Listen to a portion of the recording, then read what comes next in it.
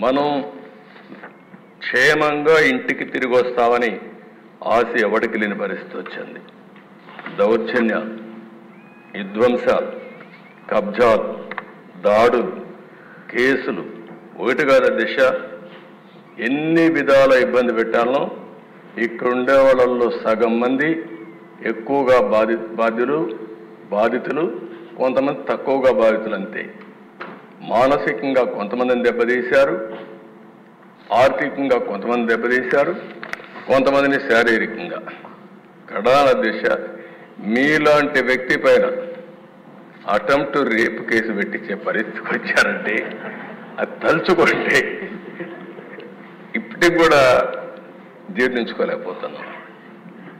కానీ బాధ ఉంది, ఆవేశం ఉంది. ఇంకొకసారి చూస్తే మా మెంబర్స్ కూడా చాలా హిస్టరిక్గా కూడా ఉన్నారు.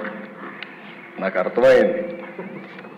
ఇప్పుడు మా తాడిపత్రి ఉన్నాడు, అశ్విన్ ఉన్నాడు, అశ్విన్ జైలుకు పోయి వచ్చాడు. ఇక్కడే అచ్చెన్నాయుడు ఉన్నాడు, జైలుకు పోయి వచ్చాడు. నారాయణ ఉన్నాడు, తిప్పి తిప్పి తిప్పి ఎక్కడికెక్కడికో తీసుకుపోయి అదృష్టం బాగుండా అరెస్ట్ కాకుండా జైలుకు పోకుండా బయట వచ్చాడు. ఇవన్నీ సరే. రఘురామకృష్ణరాజు ఇంకేమవుతాడో తెలియదు.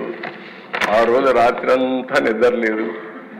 ఆయన కాపాడుకోవడానికి ఎన్ని విధాల ప్రయత్నం చేశామంటే అధ్యక్ష, ఆ రాత్రి అంతా నెక్స్ట్ డే భగవంతుడు మంచి చూపు చూశాడు కాబట్టి బయట వచ్చాడు. కానీ ఈ దుర్మార్గులు ఇష్టానుసారంగా ప్రవర్తించే పరిస్థితికి వచ్చారు.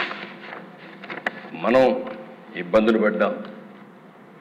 అర్థం లేనటువంటి పన్నులు వేయడం, ఇష్టానుసారంగా బిహేవ్ చేయడం, ఉపాధి లేదు, ఉద్యోగం లేదు, బాధపడని వర్గం లేదు, జీవన ప్రమాణాలు దారుణంగా పడిపోయినాయి.